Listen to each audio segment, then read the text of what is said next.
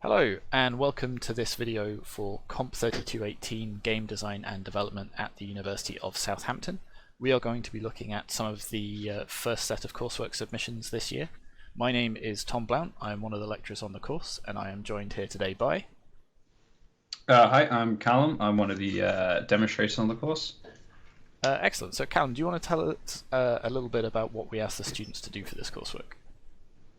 Sure. So for this one, the two main points are that they need a really strong core dynamic that the game's based around, and that they've got a good tutorial. This doesn't have to be like a separate tutorial level, just that they've taught the player how the game works well. Alright, fantastic. So let's have a look at our first game. And this game is Space Base Gamma. So we've already got some nice little background music. So I believe this is a local multiplayer game, so I'm going to be trying to play both halves of it, which I think will work out okay. So we've got the controls. I didn't know there was audio because I cannot hear that. Yeah, that'll be because I'm sharing screens with you, so you may not get all of the lovely audio. But it is quite nice. So yeah, we got the controls. I'll take your word for it. We've got the controls on the left-hand side. So WASD and then spacebar. I'm apparently firing lasers around. Oh, okay. Okay, and I can do the same for this one. So I guess we'll walk you onto this thing that looks like a button. And okay, that thing that looks like a lift goes up. So.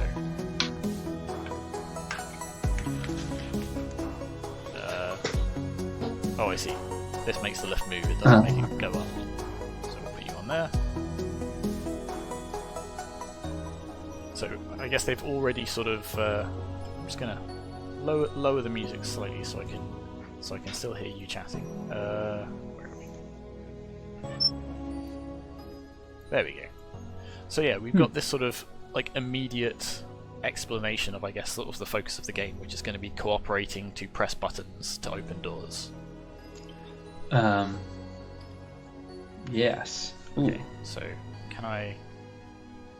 So I can jump and just keep nudging that button like this, but I suspect this is probably what the laser is for, which I'm not sure I 100% get, but okay. Yeah, I would never have guessed that.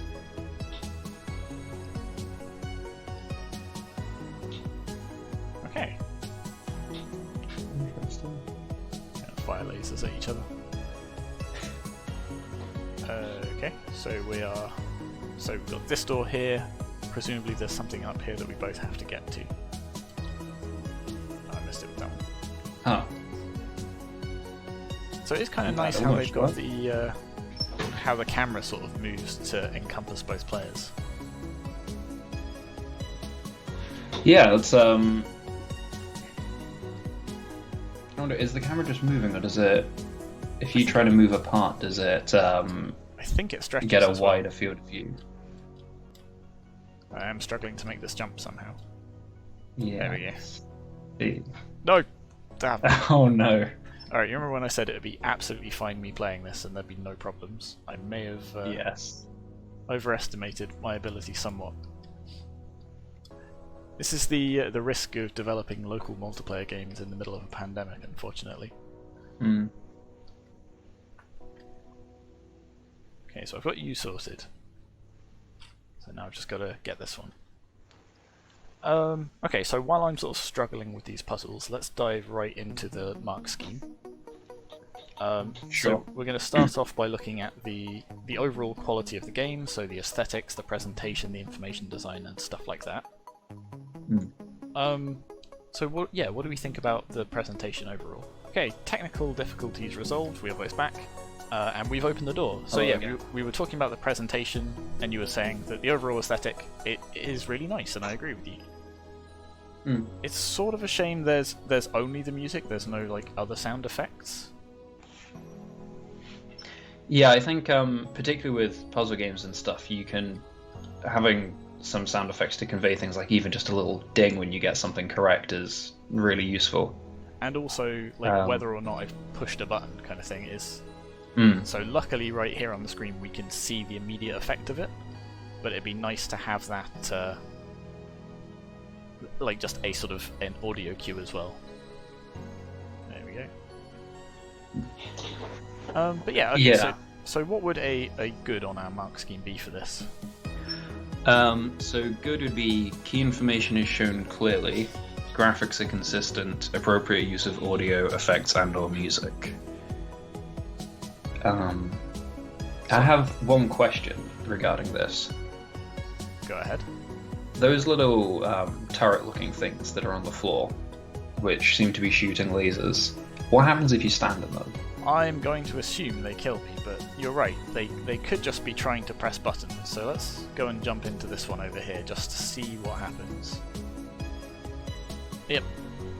So okay, so we've learned that definitely kills us, but it does just bump us back like a little bit, which is good, but you're right, it's slightly inconsistent with the fact that we can shoot lasers at each other and nothing seems to happen. Yeah. Which is a slight shame. Because like even something like just changing the color of the lasers that comes out of the players would have, like making it green or something, would have made that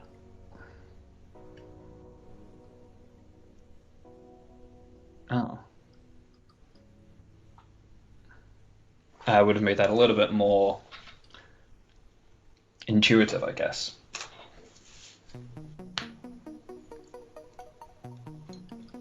Yeah. Sorry, I'm struggling at working out what I'm meant to do next in the puzzle. Or maybe I can do it from down here? No. Maybe you just have to jump and hit it before you die. Okay, so yeah, the overall the graphics are really nice. They're sort of nicely put together. It's relatively obvious what's a button, what's a platform, and so on. The inconsistency with the lasers is a bit of a shame, and the fact that there's no other audio. Like the background music is lovely, but it would be nice if there was like a button press or something like that. Or maybe I've already. So yeah, sort of as we're sort of speaking about the information design, like have I pressed that button enough now? Is it on? Is it off? Like there are these. Yeah. There we go. So there's two lights over there. I guess like the blue buttons are like switch buttons that you just press once and then are done. But I can't really see them sort of changing graphically. There's no sort of like audio sort of clunk to really hammer that home. So yeah, I don't think that we can say this is sort of excellent just because of those slight inconsistencies in the sort of visual and audio design. Interesting. There we go. Yeah, it does look like those little lights above you there were probably intended to light up or something, but maybe they just ran out of time. I seem to be stuck on this grate. I can't jump on top of it. There we go. Oh, okay. There we go. We completed the tutorial. Yeah. I was not aware this was explicitly a tutorial level. Well, I suspect this is just, you know, a small game prototype that all of this, like the whole level is the tutorial. And then I guess it doesn't look like we've got a way of restarting it. Okay. So I think that may just be it. Alright, fair enough. So yeah, so satisfactory for that is that key information is shown, consistent graphics, and some audio. Which... I feel like it's probably better than that. Yeah, it's definitely not as low as a pass, because... Oh, absolutely not. No, this is... So I would say this is probably a solid good. What do you think? Do you think maybe halfway between satisfactory and good, just because of the sort of like the information design in particular? Yeah, so wait, good is key information is shown clearly, graphics are consistent, and then appropriate use of audio.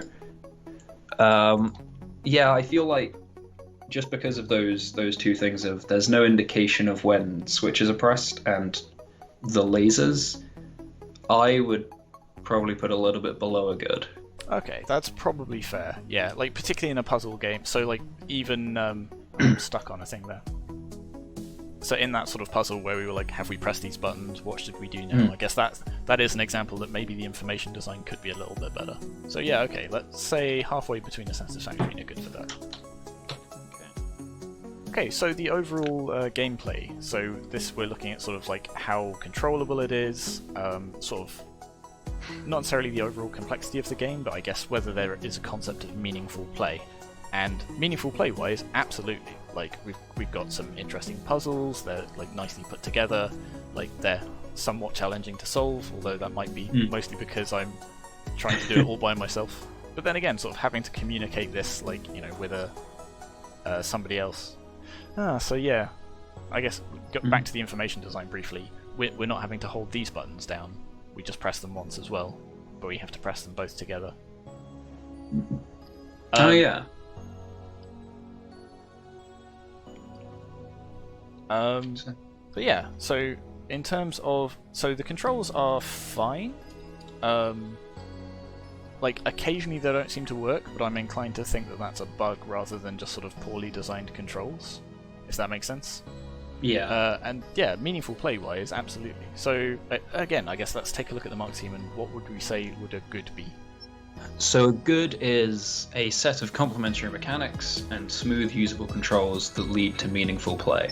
Ah yes, that's the other thing that we're looking for, obviously, the amount of sort of mechanics that build the overall game. So what do we have mechanics-wise? So we've got pressing buttons, we've got moving platforms, we've got doors and turrets and moving moving blocks, I guess, that sort of block the lasers and things like that. Yes, I think also the fact that you can activate switches from a distance with your safety lasers, that is, I think, kind of an interesting twist addition that you don't get a lot of the time in these kind of things. Oh no, back down. Yeah, well, I guess we'll get to see the extent of the camera. I was doing that deliberately, you see, because I wanted to...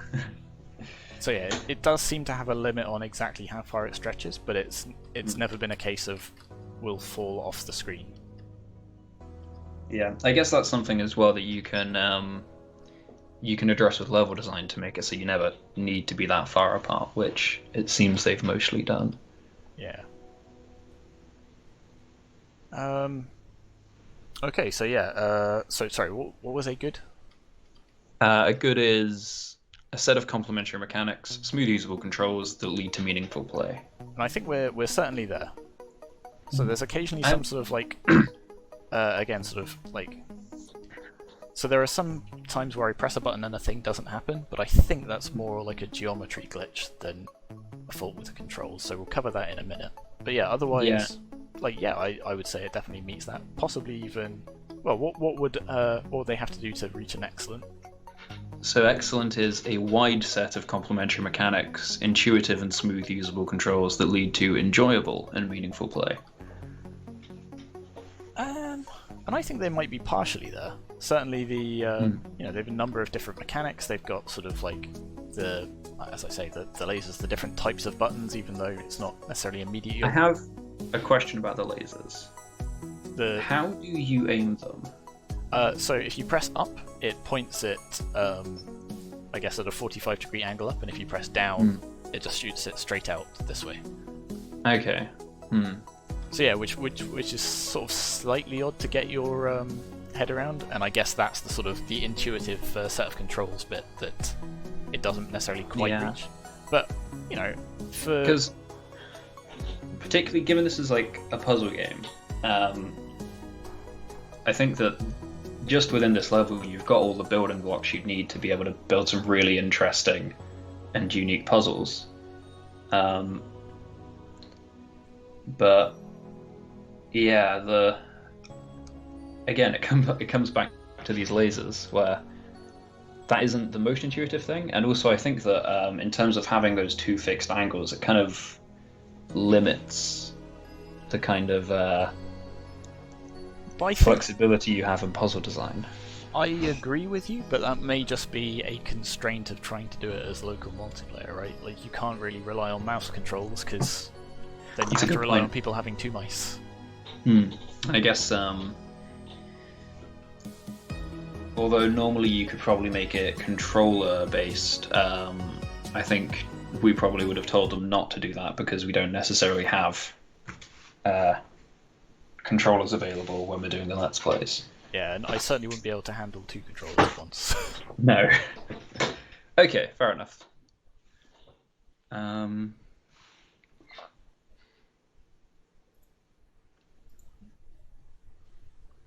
Okay, so do we put that halfway between excellent and good, do you think? I think it's definitely got on halfway there.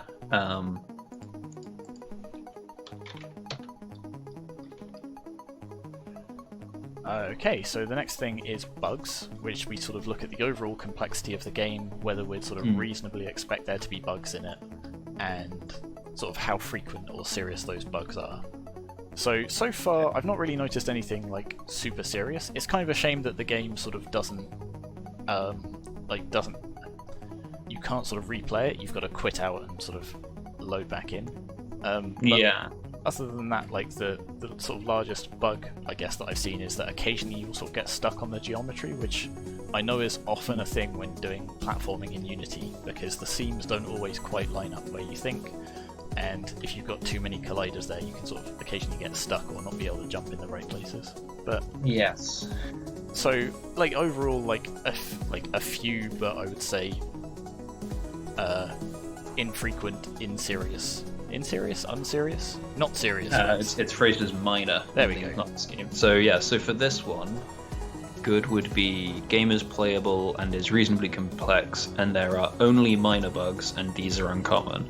And I think that's probably basically exactly where I think this hits. Because I think I was going to say that other than the occasionally getting stuck when walking, the only other thing is that when you're when you're like a half off a platform, sometimes the arm that's pointing out gets stuck. But you could argue that because your arm is stuck out, that's not a bug. You're just kind of hanging onto the edge, desperately clinging on. Yeah. But no, there are a couple of bits, like particularly the sort of the doorways, or where like something has moved, you do occasionally get stuck and you can't jump or something like that. But yes. So I wonder if I can do this with just yellow. A brief, I guess, related to this, and a little bit of an aside, is I find it interesting that the new versions of Unity don't automatically, at least as far as I can tell, they don't automatically render your colliders in scene view, which means it can sometimes be hard to tell whether colliders are lining up properly, because you have to go into edit mode for that. This is interesting. I've just pressed each button as yellow, and the door's not open. Oh. So do these ones need to be opened at the same time? Or do they need to be pressed by each astronaut individually? And again, sort of this goes back to the information design, and we're not quite sure. So it's perhaps not tutorialized the exact function of these buttons, but... Well, it can't be that they need to be pressed at the same time, because the lifts don't allow that. Yeah. But... Or maybe, again, it was just a slight collider issue with the laser, and it hadn't picked that up the first time. Okay, so yeah, we'll say that's good. We'll move on to, I guess, the next bit, which is how well they fulfilled the brief of what we asked them to do, which, as Callum said earlier, was a tutorial level and well, we'll look at the core dynamics shortly. But yeah, the level design, the tutorial. Okay, so for the level design, good is a sensible level design that demonstrates a number of mechanics with good pacing and some clear goals/risks/rewards. And I'm not sure if that's an and or an or there, but... Okay, so in terms of pacing, I mean, the puzzles definitely increase in complexity. Yeah.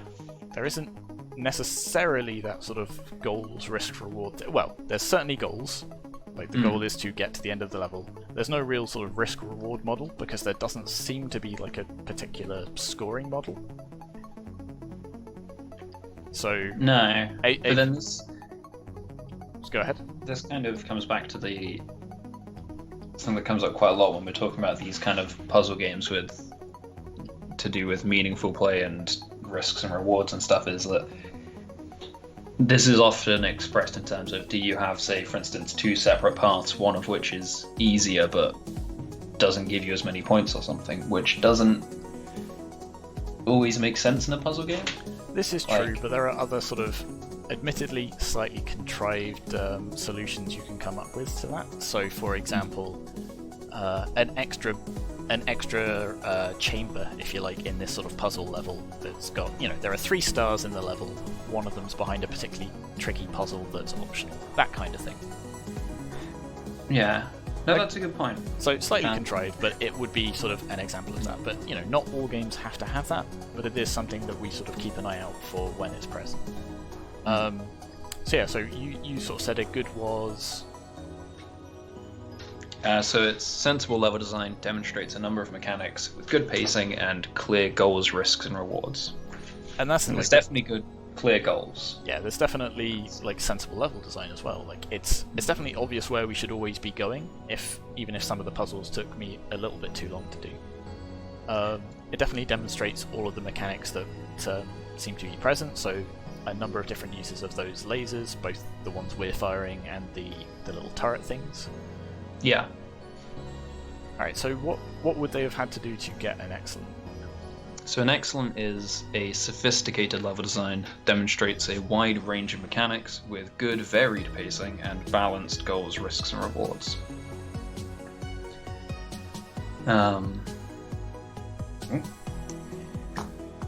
You're right. Sorry, So yeah, I minimized everything. So they definitely have the goal. They don't necessarily have the risk reward sort of thing, but other than that, I think they're doing particularly well on that. I think in terms of pacing, I think I would be inclined to give that to them, because particularly where they've got these you've got little chunks of rooms that are then split up by these elevator sections that give you a chance to just chill for a few seconds. Yeah, that's sort of you have done the puzzle, you get to just sort of stand and absorb that for a minute and then move on to the next one, and then you get to sort of see the puzzle before having to tackle it, and each puzzle is increasing in difficulty. So yeah, I think I would agree with that. So perhaps partway between good and excellent. Yeah, I think I'd agree with that.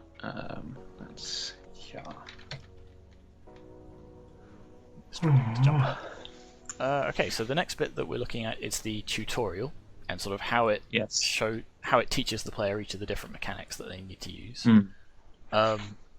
and sort of how integrated it is into the game and the level design as a whole. So, I guess to start with, there's just sort of here are the movement controls, which is fairly important, particularly in multiplayer games, because you need to sort of spell out who's got what controls. So fair enough.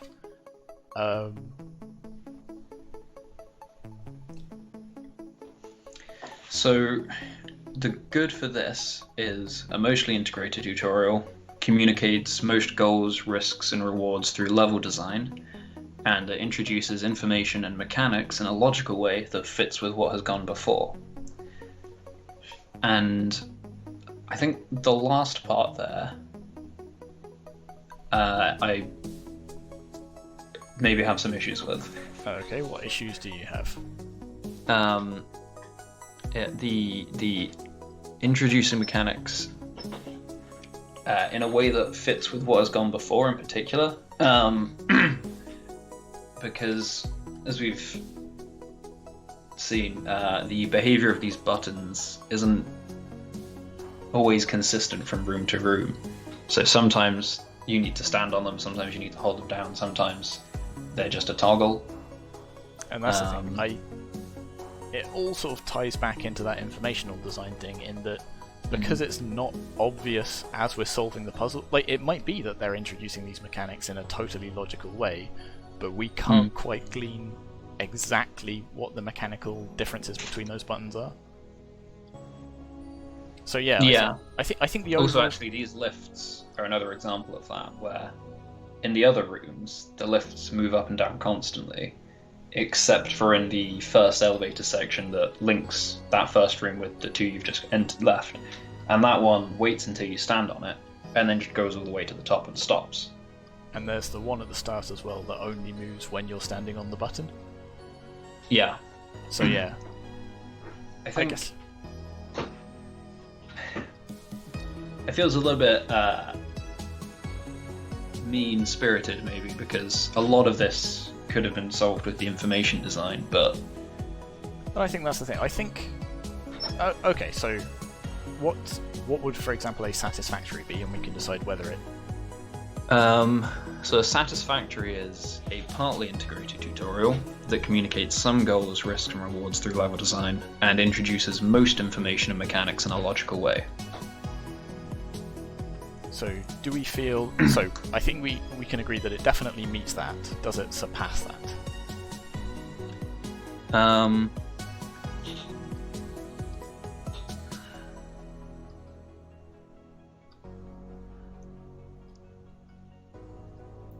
What do you think? I was about to say yes, and then I remembered the lasers, where sometimes, like, the lasers from the turrets that, I mean, they don't kill you, but, you know, they have that same effect, while the ones that you have it used for tools and are perfectly safe. Because I think, with the way it's introduced, it would be perfectly reasonable to assume, like, oh, this turret can activate buttons for me. That is true. I mean, I didn't make that assumption as I was playing it, and we very quickly learned that that wasn't the case, and it doesn't punish us for that, it just puts us back to the start of that particular puzzle, which I think is a point in its favour. Yeah. So you're right, there are perhaps some issues sort of in explaining, as we sort of said, the different mechanics and how exactly they act. So it's difficult for us to tell if they are being sort of, you know, shown in a logical way, but they appear to be, even if, like, we can't tell the exact behavioural differences between the buttons. And I think within each puzzle, it doesn't necessarily matter, right? Because we sort of figure out, okay, we've got to press these buttons somehow. But you're right, it's possibly something that they could have improved with sort of like making each of those things distinct through that information design that we keep talking about. So do you feel perhaps partway between satisfactory and good? Yeah, I think I'd be happy with that. Where's that? Let's see. Cool. So the next part is the core dynamic of the game. So we asked them to pick a particular core dynamic that sort of was, I guess, the fun bit of the game. What is that, and what did they say for theirs? So you said that their core dynamic is spatial reasoning, which I think is perfectly fair. I'm stuck on this thing now. I see. Yeah. It's So spatial solving a series of platforming-based puzzles using buttons and timed. Oh, so this is interesting. They say it involves the use of buttons, locked doors, moving platforms, timed buttons, and laser turrets. I see. Is that what the blue ones are? You have to press them in a certain amount of time. That would make a lot of sense, because then it's like, that's why you have to use both players to press them at the same time. Or in the case of this particular puzzle, one player had to go pow pow and get them both. Okay, now that sort of makes sense. The thing is, so there you go, something like those a sort are of timed puzzles, like a ticking clock or something, some sort of audio cue to give us that hint that, oh, okay, I've got to be fast about this. So we don't know if these are the timed, like they might have mentioned timed buttons and they haven't ended up putting them in this final build. But I suspect if those are timed buttons, I think that retroactively makes the presentation and tutorial design worse. Interesting. Because we had no idea that they were timed. Which means that's kind of totally failed on that specific mechanic. Okay. Perhaps. In which case, perhaps it's the information design that we sort of criticise them on that a little bit strongly because we had no information about that, or is that a failure of the tutorial because it hasn't properly introduced that as a mechanic?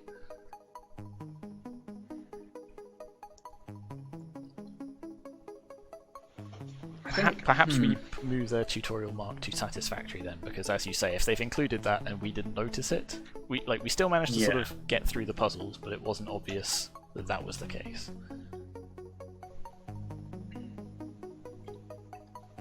Okay, but for their core dynamic, I totally 100% agree. It's spatial reasoning. It's unquestionably, because it's all about here is a space. How do you reason your way across it? Like, how do you use this combination of mechanics to allow you to keep progressing through the space? So yeah. Yeah.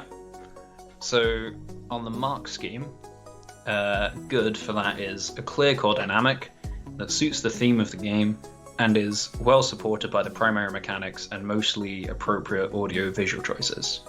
And I think it definitely fits all of those. Yeah, apart from the audio visual bits, because again, it's not obvious the mechanics that are being used there. So I think like mostly appropriate. Certainly in terms of the visual design, like it's as I said before, it's very clear. There's a button, there's a platform, there's a locked door.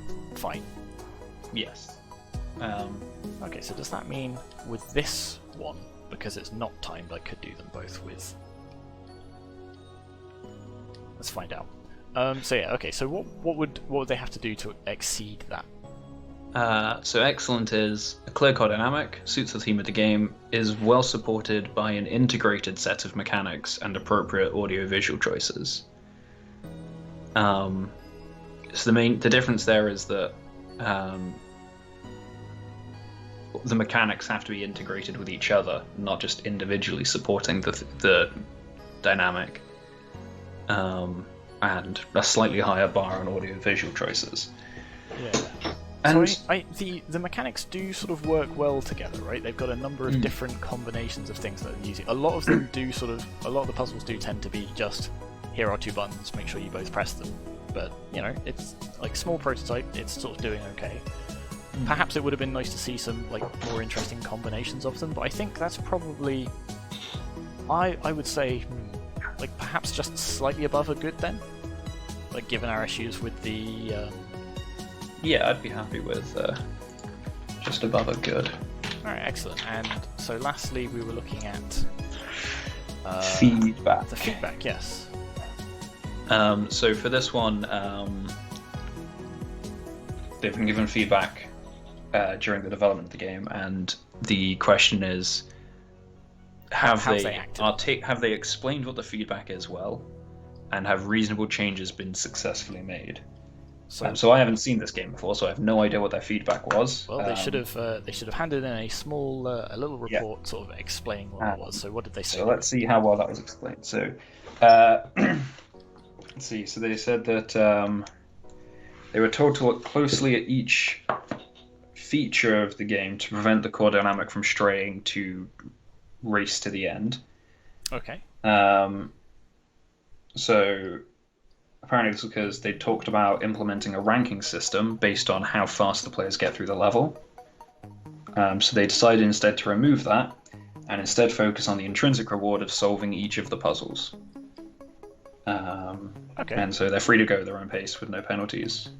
So yeah, I would agree that is like removing that element of it has probably strengthened the core dynamic. It's kind of a shame that they didn't then add some other way of, for example, you know, like scoring or whatever that truly emphasizes the core dynamic, but at least they've removed something that would have detracted from it, I think.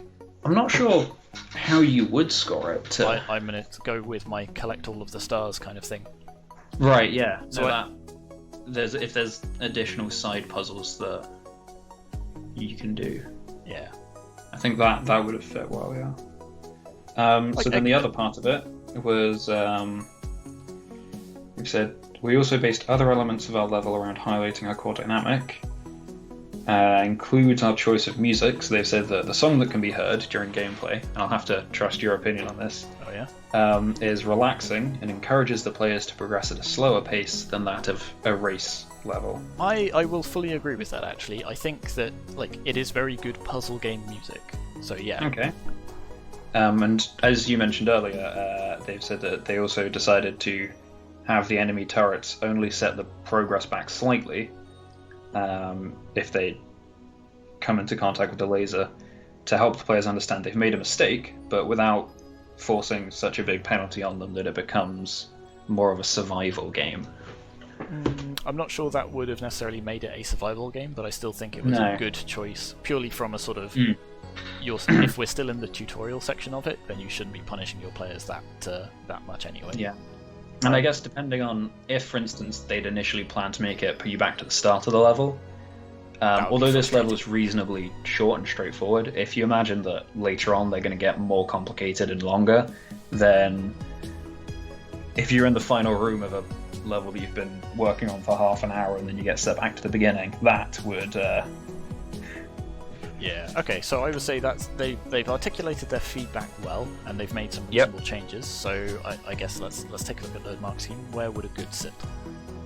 So that is exactly the description of a good. Perfect. So would you agree with that? Yeah, I think that they've responded to the feedback pretty much ideally. There's some extra stuff they could have done, but what they have done is all totally reasonable and definitely helps with the core dynamic. Okay, excellent. In which case, I think we should move on to our next game. And this game is Fill the Space. So we've got play, not yet, tutorial, and quit. But actually, kind of a nice title screen. So I'm assuming this is going to have some relation to sort of the overall game. So it's kind of nice that they've given us like a little hint of what's coming up. Okay, welcome to Fill the Space. Press the play button to turn the gravity on. Ah, that's up here. I see. So we've got. Okay. Okay, so we've got a number of different. Things. We've got play, retry, score, par, the ball, this arrow, some other things, some flags, some spikes, and this tile thing over here. It maybe would have been nice to not put all of this immediately on and just sort of have the like press play and see what happens kind of thing. But okay, let's press play and see what happens. Okay, so spikes are bad. Okay, so it is showing us one thing at a time, and as we press retry, it moves on to the next step of the tutorial. So we can click on tiles. Oh wow, that's actually really nice. So that's not grid based. That's I was fully expecting that to be grid based, or it's I guess just a very very small grid. I can think of a possible issue with this, but I guess we'll see. No, that's fine. You did it. So you picked up all of the collectibles using the right amount of tiles. You get a perfect score. Nice. So, okay. So can you go back? Don't seem to be able to. Why? There was an interesting. So it says in the top right, you've got your score and your par. And so that little pop-up came up saying you've got 5 collectibles and you did it with 1 tile, so your score is 6. But in the top right, it said that the score was 3 and that par was 1, which is a little bit confusing. I'm not certain what exactly they mean by all of these things, but I guess we'll see. Okay. Do I have to put this down here, do you reckon, or? I'll put it down a little bit so it can drop onto the bounce thing, and then we'll see. I was a little bit concerned, given with the last game we were talking about how easy it is for colliders to get stuck, that allowing you to place the tiles wherever you want might lead to some odd behavior, but it seems to work totally fine. So yeah, door.open. Oh, look at that. That's kind of cute. I quite like that. Okay, so we got tile there. They land on the button. They bounce into the thing. Alright, let's try putting it there and just see whether it does sort of get stuck on the button or whether that just immediately bounces it. But see, this is kind of nice because, again, there's sort of like every puzzle has been building on the previous element and it's just adding one extra thing. And in particular, in this case, it's not a thing that we really have to do. We just do exactly what we did last time, but it showcases this new we're opening the door kind of thing. So that's kind of nice. There we go. Oh no. I hope that spikes a bad message doesn't show every time. Because maybe we need a reminder. I guess we'll try it there. Oh, pressed retry instead of. Actually, that's a point. I could just put bounce tiles everywhere, I guess. That might make you bounce over the door button. Yeah, probably. Are you not able to put it down now? I can't put it down, no. I wonder if that's because you tried to switch tiles. Yeah, it's probably something like that. So, like minor bug there. So button thing, bounce. Nope, not quite. Maybe I need 2 bounce pads. How big of a gap can the ball roll over? Like, how far over can you put the bounce pad before it falls down? That's a good question. Let's try here and see what happens. And if not, I'll just put down 2. Hey, there we go. So we got par, we got all 3 collectibles, and we reached the thing, and now suddenly Okay, I complex see. level. What is So the this? score is how many collectibles you've got. Well, it's collectibles combined with whether you reached Hmm. par. So yeah, the score on the top right shows you how many collectibles, I guess so, yeah. and then the score at the end of the level combines those two. Something like that. I wonder how the scoring works if you go over par. Shall we find out? What is going on here? Wait, hang on, no, that's not going to help, is it? Yeah, we do need to finish the level. I do need to get in there, yes. How do we get up there anyway?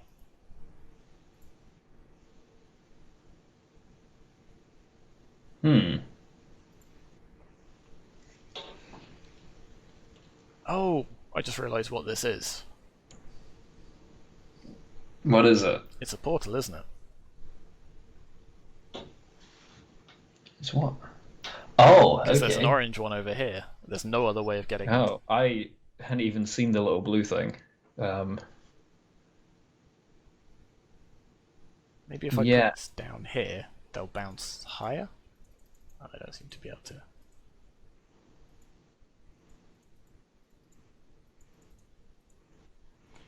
Okay, so as we suspected, letting people free place these things sort of occasionally gives you... Oh, that didn't work at all. Okay, so I guess while I'm struggling to solve this, shall we have a quick chat about the mark scheme? So starting off with the overall quality and the presentation of it. Okay. I mean, overall, it looks really nice. Like, again, it's relatively clear which each of the things, like what each of the things do. Yeah. I think The background might be a bit noisy, particularly like things like this that I keep thinking are coins. yeah, I think really the only two criticisms I have of the visual design is that because of the background, occasionally I've not seen things on the level like that little blue portal.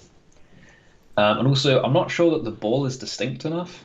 Yeah, Um, until you pressed play on that first level, I could not see the ball, or I hadn't seen the ball. Um, I'm wondering if so, this level is possible. uh, I guess, well, we'll hopefully find out. But other than that, I think it's reasonably good. Having the door open button just say the words door open, although it is written in a slightly more interesting way. Feels a little bit clunky, but But it still makes it very clear that, like, because yeah. otherwise the red thing, I was like, okay, do we have to hit the red thing a certain number of times to, like, break through it or something? But no, it's But there is red button, red door. in puzzle. There's a lot of examples in puzzle games of this kind of thing where you have colored barrier, colored thing to activate it, and often those are shown as like keys, for instance. So you pick up the red key, and then when you hit the red barrier, it disappears. Yeah. And I don't think this is like the only reason that this would be worse is if you were expecting it to be played by either international players or people who can't read because they're either really young or Let's go with a younger audience. yeah. And I don't think that's a Oh, there we go. serious drawback. Hey, Blimey, that took longer than it should have, didn't it? that is a very precise jump. Okay, so yeah. Oh, so what I'm kind of disappointed by is that the absolute lack of audio. As far as I can tell, there's no music, no sound effects, and that's kind of a shame. And again, sort of like slightly hampers the overall information design because it helps the players, I guess, cognitive load if when they see a bounty thing, they hear a noise that, like, yes, we've definitely hit it or something like that. But it also just helps the overall polish of the game. Yeah. So for the information design, or presentation rather. Good would be key information is shown clearly, graphics are consistent, and appropriate use of audio. Oh, that is a very disgusting platform. It is. So again, that's sort of like it's quite clear that that's going to have some effect. I'm not sure what that effect is going to be. But given that we've got this sort of like structure of like try stuff out and see, I'm not too worried about that. I am struggling to place a thing. So also like the score and the par up here are quite tucked away, and as you sort of say, the ball is not very distinct from everything around it. Like perhaps making it a brighter color. And I think again that platform with the green slime, like although I can see it, because you've got the green slime on the kind of bluey green background, I can imagine for a lot of people that might be more difficult to make out. Is it going to make it? Is it going to make it? Come on. It's not super obvious, is it? So yeah, where's the collider going to be? Is it going to be... I think it's probably right in the middle. Okay. So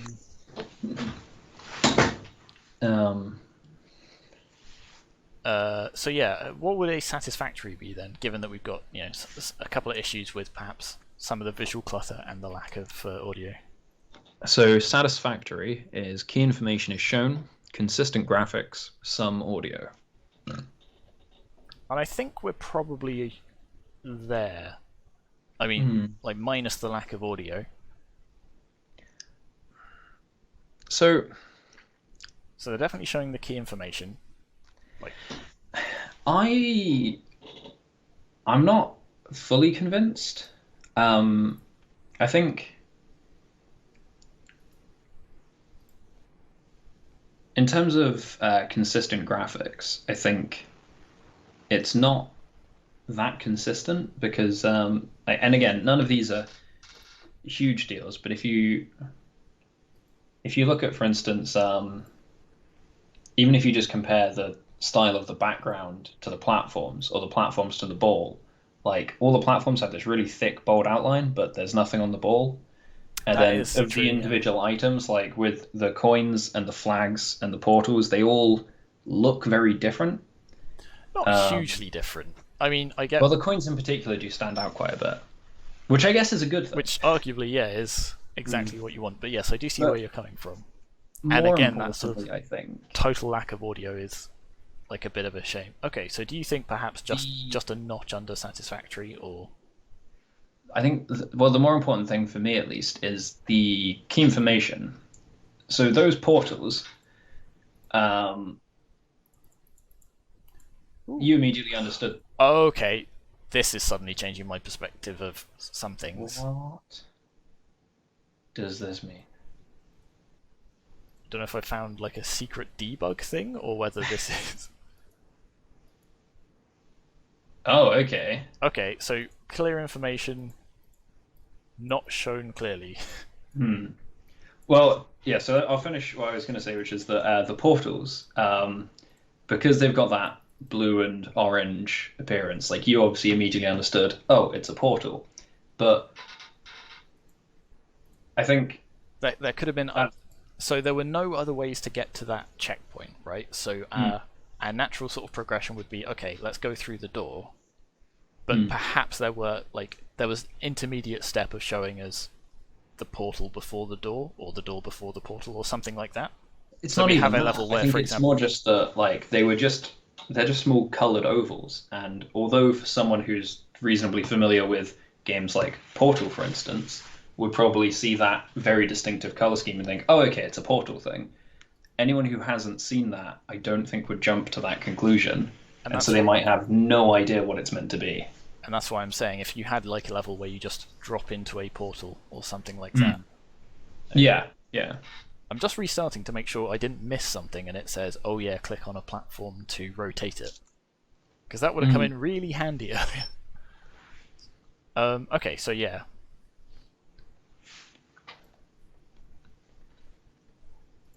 I'm going to proceed exactly as instructed. Spikes are bad. Click on the tiles at the bottom, bring them into the game world. Click in the game world to place them. Okay, so yeah, do you think just a notch below satisfactory then, or do you think? Okay, so what's pass? So pass is some attempt at information design, consistent but poorly chosen graphics, and some poorly chosen audio. And I think it's probably, I think it probably hits the satisfactory still. I know you're not sold on like the information design. Yeah, I don't think it's as bad as pass. Because although well, it does teach us. I have some issues with a couple of the things not being maybe quite visible enough on the background, I think mostly the graphics are pretty good, and they're not horrifically inconsistent. Like the important stuff in the foreground is reasonably consistent. So yeah, I think I definitely say it's halfway between a pass and satisfactory. I'm not convinced. I probably wouldn't give it satisfactory, but I don't know. I might be being too mean. I think you may be. I'm going to overrule you on this occasion and say let's put it as a satisfactory, just because like they've got a number of different components and it's still relatively easy to see at a glance what they all do, either through. Okay.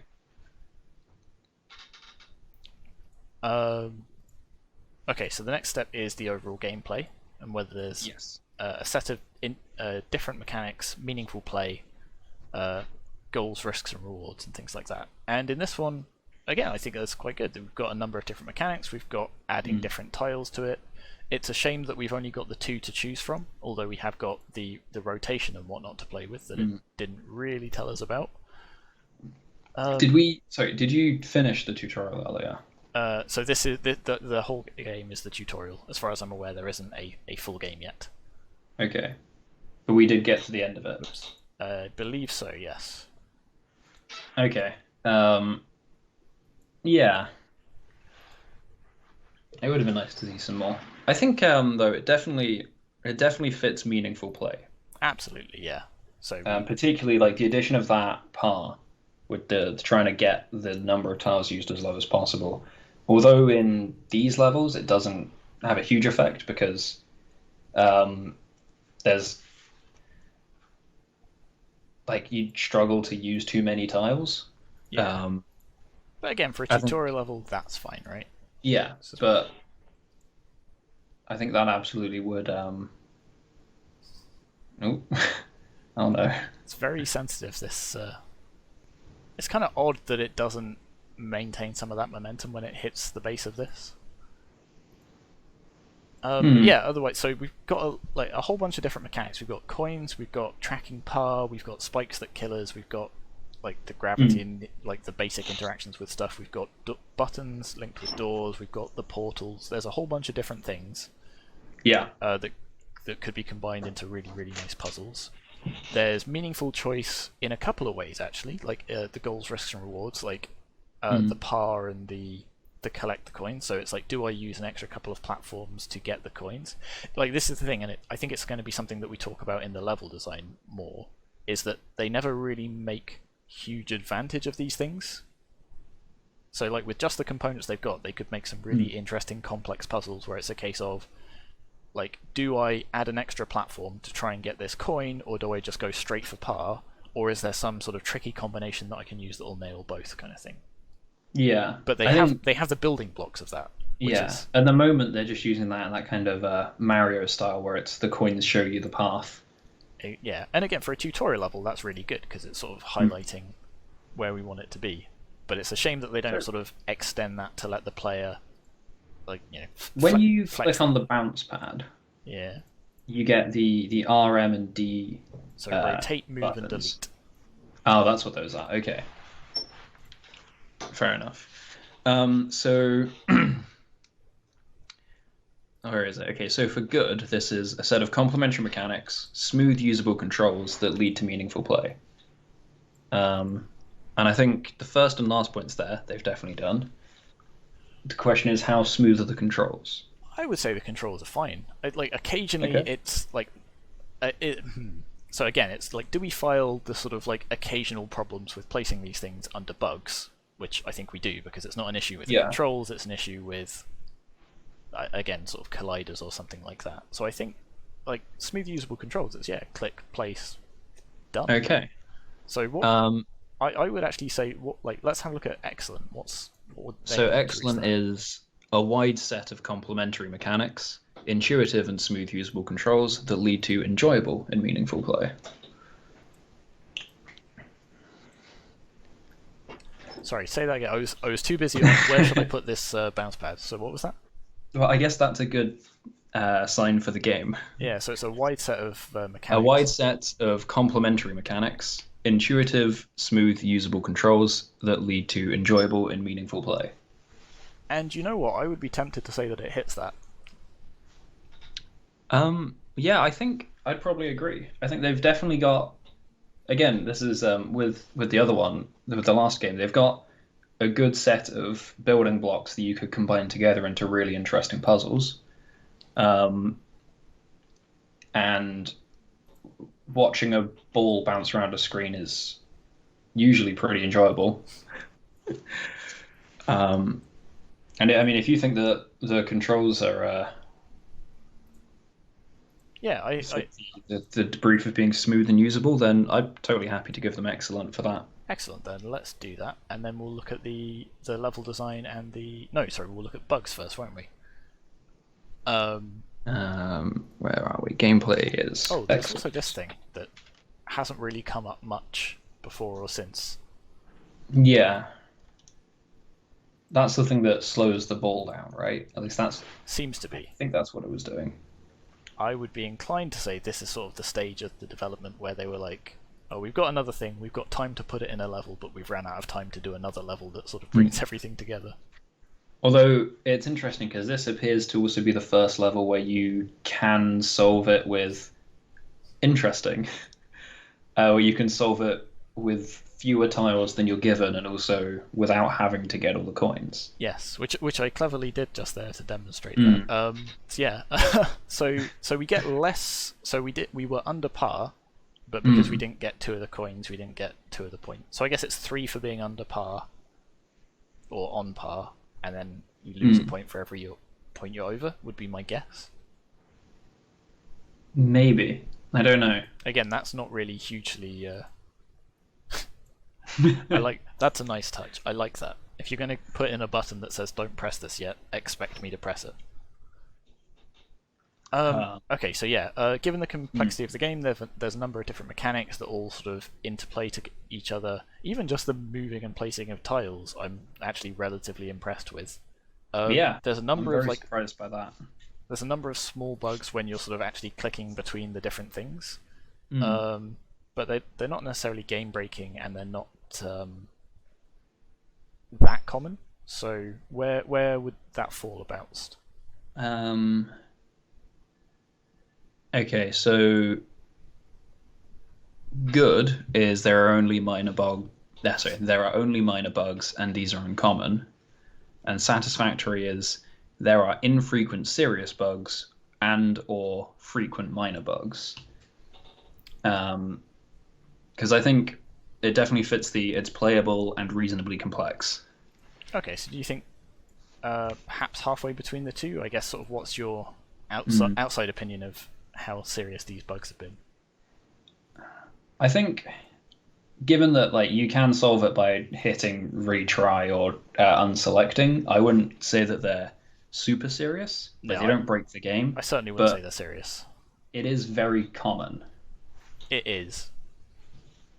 And given it's something like it's the main method of interacting is selecting and placing tiles, having a common bug there, I think, is so sort of frequent minor kind of bugs. a bad thing. Yeah. Which would put it as satisfactory. Again, I don't think they don't cause that much of an issue. So I would almost say put them a notch above that. Halfway between satisfactory and good? Yeah, I think so. Okay. Yeah, I'm happy with that. All right, let's move on, because again we are taking our time with these. We are. So the next would be fulfilling the brief and the overall level design and tutorial. So level design, I think is really nice. They've got a good sense of pacing. They introduce new mechanics. They sort of put the mechanics that they've got together. It's kind of a shame that they don't go further with it, sort of making proper use of their risk-reward mechanics and sort of saying, putting the coins in places other than the direct path that you're going to choose. Yeah.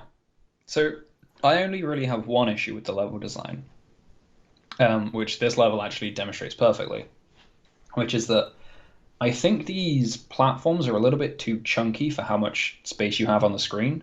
Like there, for instance, the gap between the door open button and the hole it needs to fall into is very small compared to the ball. Like it's very kind of cramped space-wise. So that isn't necessarily, it's not like super obvious that that's the path because the ball only just fits down there. Yeah, that is true. And that could have been solved by just like shrinking all the platforms a little bit.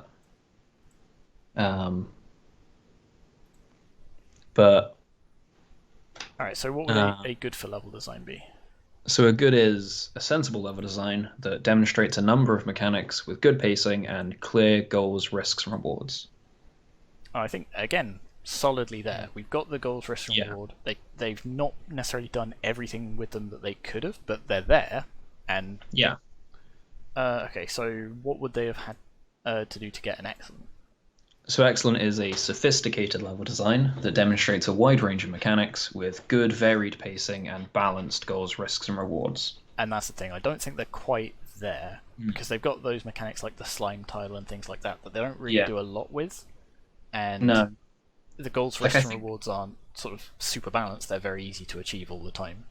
Yeah, I mean, that last level is the only one where there is really the possibility to like take an alternative route, and arguably like it's a tutorial level. This is the tutorial, so maybe it makes sense to introduce that kind of decision making things a couple levels in, but it's not. I don't think it's quite excellent. Okay, so next the tutorial.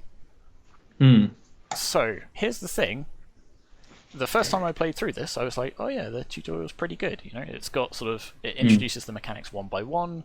Like, the first level in particular, it just has you press play to show sort of the fundamental mechanic of the ball falls down and rolls along the platforms, and then you start manipulating the level. Cool. The fact that it doesn't mention any of this is a problem, I would say. I don't know whether it's just like a tooltip or something didn't load on one of the levels that was like, by the way, if you click on a thing. Because I found that by accident. Yeah. As far as I could tell, there was no indication of that. And even with this that little context menu, I think. So you've got the bounciness slider is explained pretty well. It says bounciness or bounce or whatever. But then I mean, the others are relatively it's reasonably easy to guess what that rotate, move, delete is going to be. Again, this comes back to the same thing I mentioned with the door control is if you're assuming this is going to be played by people who are able to read and have a reasonable expectation of like, yeah, you're going to be able to rotate and move things, that's fine. Yeah. So for a good, it would be a mostly integrated tutorial that communicates most goals and risks and rewards through level design, and that introduces information and mechanics in a logical way that fits with what has gone before. I think it does do that. I think on every point except this context menu, it does good. And the thing is, we completed the game without that context menu. Yes. Barely. It's not... that said, with it, I'm still struggling now. It's not strictly necessary, but... Yeah, the fact that it's there but not mentioned seems really weird. Like, maybe it's a debug thing and we weren't meant to find it. That's possible. Okay, so what would... Okay, but also, the ability to rotate platforms seems like such a basic mechanic in a game like, well, not basic, such a fundamental mechanic in a game like this that you would really want to be able to do that. Yeah, I agree. Okay, so hypothetically, what would they have to do to get above that? Above that is an integrated tutorial that communicates goals, risks, and rewards through level design, and that introduces information and mechanics in a logical way that builds on what's gone before. The only difference is it's gone from mostly integrated to integrated, and rather than it just fitting on what has gone before, it builds on what has gone before. And I would say it probably does that. So it has the different combinations of puzzles and things like that. Again, it doesn't do it substantially. Like, it would be nice if it did something with the two different goals, risks, and rewards and that kind of thing. And it's still odd that they don't do this. So I'm inclined to say that because of that, it doesn't hit the excellent totally, but probably solidly between the two, if nothing else. I'd agree with that. Okay, so let's talk about the core dynamic. So what have they said the core dynamic of their game is? They've said it's spatial reasoning, which... And rightly so, because, it totally is. It's all about getting a thing from one side of the space to the other. That's basically what all of the mechanics affect. So I guess dive straight in there and say what would a good be, and what would an excellent be, because it's probably going to be around there. Yeah, so a good is a clear core dynamic, suits the theme of the game, and is well supported by the primary mechanics and mostly appropriate audio-visual choices, which I think it fits. Yeah, and again, it's that sort of lack of audio that might hamper it here, but otherwise, yes. An excellent is a clear core dynamic that suits the theme of the game and is well supported by an integrated set of mechanics and appropriate audio-visual choices. So the question is, how well integrated are these mechanics? And again, I think that's the sort of like, how well do they work in combination? How well are they utilized in combination? And I think it's one of those things, like, these things would all work in lots of really interesting combinations. They haven't necessarily gone to the full length they could have to show them all off in combination, though. Yeah, in particular that slime tile on the last one. I'm not convinced that has a lot of or some perhaps like applications, really. In fact, to a degree, I was going to say, or some levels that have alternate routes through the portals. So you could have like a longer route with coins, or you can take a shortcut through the portals, kind of thing. They do kind of have that in the last level, but not in a hugely meaningful way. And again, that's going back to the earlier one, it's, although that exists, it's not really like communicated with the level design. So it's almost like, it's there, but they didn't even anticipate that. It's just a consequence of having that big gap. So again, I think they've definitely hit good, but I'm not sure they've quite managed excellent. Perhaps halfway between them? Yeah, they've got a lot of those. Okay, so feedback. So let's see what their feedback was. So apparently the prototype they demonstrated was very different to the final product. The work that had been done focused heavily on aesthetics and went overboard with this to the detriment of actual playability and tutorial content. Interesting. So they've said it featured over-the-top animations and cutscenes. I remember, I have seen this before, without providing any player agency and no demonstration of the core dynamic. So this was the tutorial. If this is what I think it was, the tutorial was originally just each level showed you essentially a small animation of the ball rolling across, falling in a hole, and then a platform was put down, the ball rolls across again and goes in, and then the player's just asked to repeat that. Interesting. So, and obviously they've removed that. And I feel that's actually probably served it really well. It's the whole like show don't tell and do don't show. There's no reason to show a little cutscene for every level when you can just get the player to do it, which is exactly what they've done. So they've said, feedback told us cutscenes are not ideal in a tutorial. They don't provide any interaction and lead to a lack of engagement and education for the player. So apparently after that, they completely scrapped all the work they'd done. Well, which that's always a shame to happen, but on the other hand, I think we're going to reward them for that now. So yeah. So instead focused on creating a playable prototype. Um,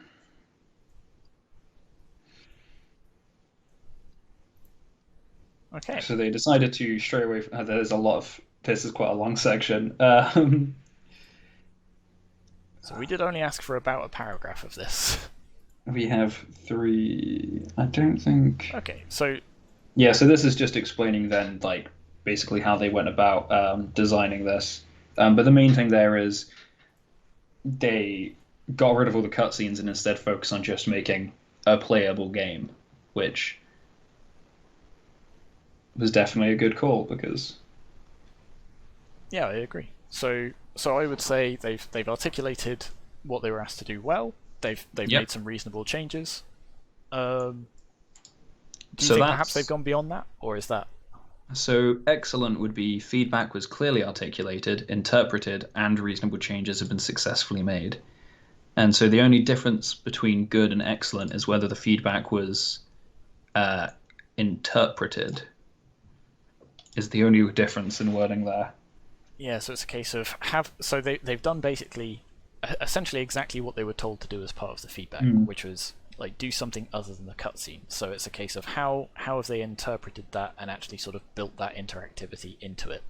So I don't think they just from the sounds of it in their game notes they've talked about how they've reworked some of their tutorial levels to actually put the emphasis on that interaction. In which case I think we can probably say going back to the coins, they actually part of this very long block of text is they talk about the way they've positioned the coins to try and guide people through the tutorial and teach them things. So I think I would argue that they've hit excellent with that. Yes, but particularly if they didn't have those coins in before and they were an inclusion that they came up with to guide players through it, I think that's definitely an excellent term for feedback. Okay. Okay. Yeah. Okay. And with that, excellent. Let's move on to our next game. And this is Gateway. So already we've got quite a nice title screen. We've got some vaporwave in the background. I'm slightly worried that we've got a control screen. Is it just this is the tutorial? No. Just here are all of the controls. I'm sure they'll have integrated some of this into the game as well. So we've got movement, we've got shoot, we've got jump, we've got sprint. So is there vaporwave playing in the background as well? Yes, there is. Oh, it's very. I'm digging this aesthetic. So all right, let's jump in. There we go. Ooh, we've got not only a level select but a difficulty select. You know, for the purposes of demonstration, I'm going to leave it on easy, and then we'll check the difference between that and hard in a minute. But yeah, let's try the tutorial first. Wow. Okay, this is a bold aesthetic. I like it. Yes. It's got move around using WSD, jump using space, look around using your mouse. Some of that could have been done, one at a time perhaps. But as it's just the basic movement controls, it's not that much of an issue. Escape for pause. Okay. And maybe it'd be nice if some of those sort of faded out as I proved that I could do each of them, kind of thing. But they've set up the level so that I have to prove that I can move and jump before proceeding, so that's good. First person platforming, always a fun day out. I mean, I'm a big fan of first person platformers, so... So that's interesting. So we've got a small jump and then a larger jump that we've got a shift run over, so cool. Yeah, that's... So they are teaching us the mechanics one by one, that's nice. Oh, that's a cool effect, I like that. Oh yeah. So you get a sort of a laser blast and then everything goes slightly pixely. Are there sound effects and stuff that go along with this? Yeah. Okay. So that's the thing. Callum is watching this remotely because pandemic, so he unfortunately can't see all of the lovely sounds. Hopefully they're picking Wait, up can okay. you see the sounds? Yes. Don't let the red cross touch you. Red cross equals sad face. Okay. Shoot enemies for points. Score is now 10. Okay.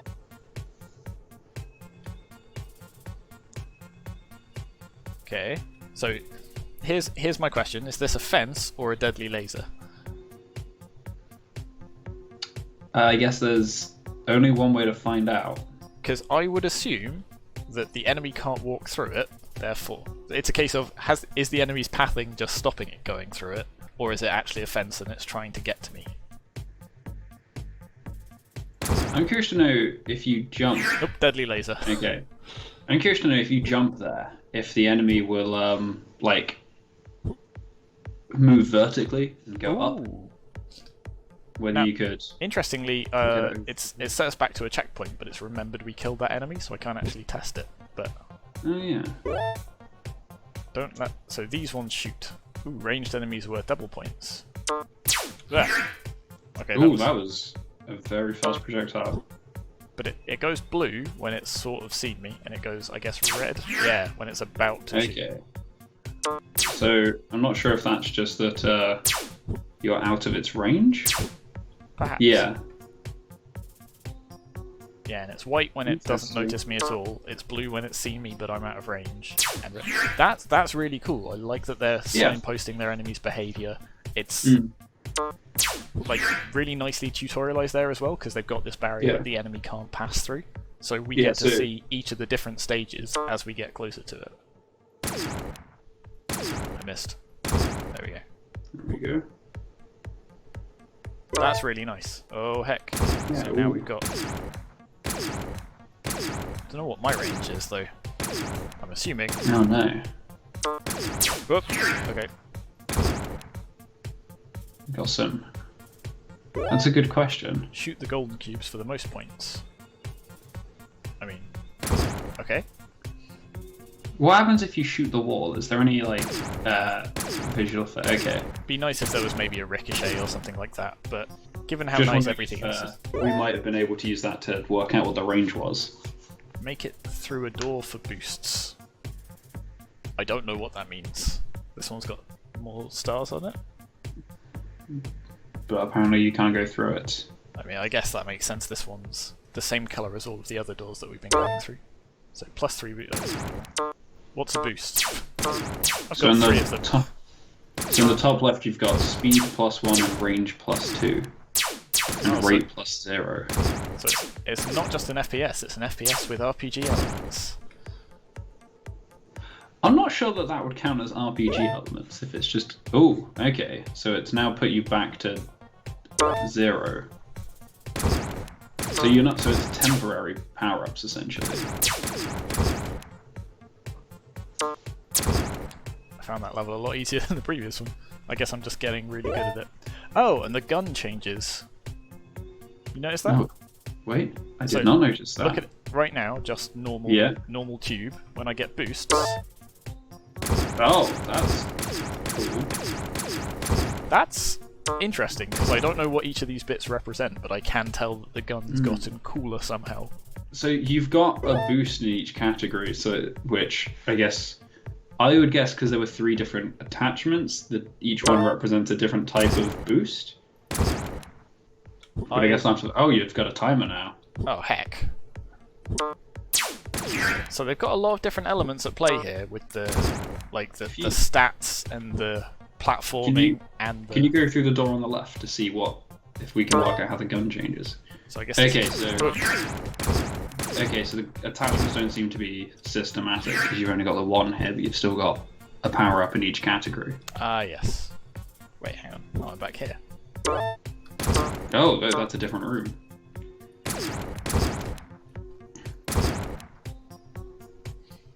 Wait, and now... Oh, now... What? Okay. Oh, something killed me. I'm confused by what all the different doors are. Okay. This may be the point, I'm not sure. What? Ooh. Bit of verticality in the levels. That's kind of interesting. Nice. So, okay, so they have a lot of different elements going on, and I really don't think this game needs all of them. So that oh god, the time is going down. I thought it was going up. So I'm actually on the clock. I don't think you're gonna make it. I don't think I'm gonna. I'm not sure what I'm trying to do anymore. Is the problem? It's not like it's a case of get to the end of the level. It's got so many branching paths. Oh, okay, and now I'm here. So that was because the timer ticked down? So now I have to, I guess, survive. This is some kind of purgatory.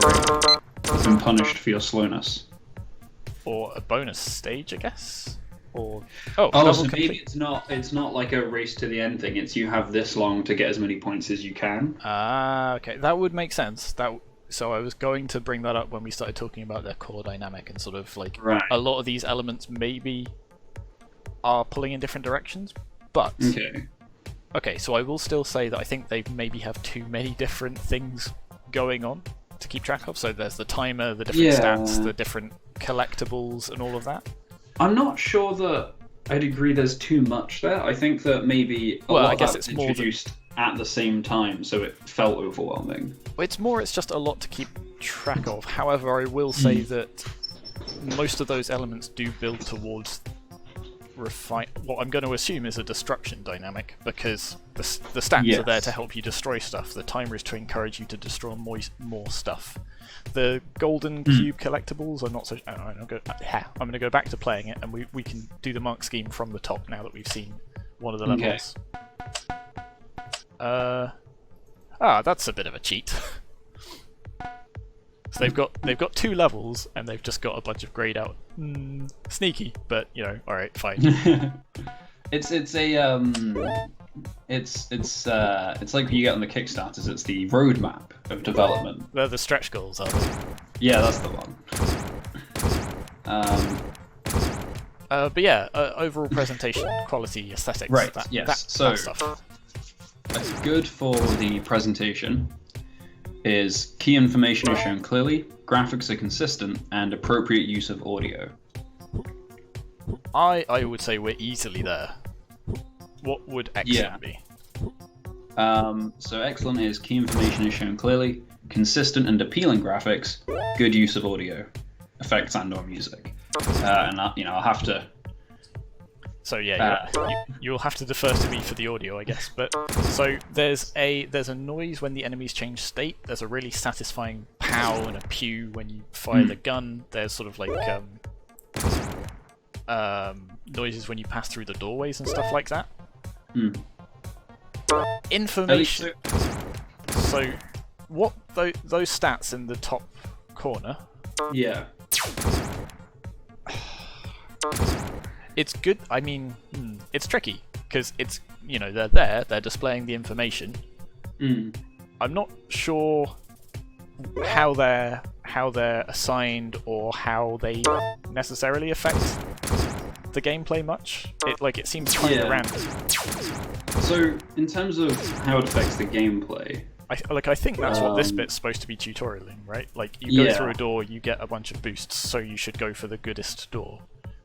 But I think that would.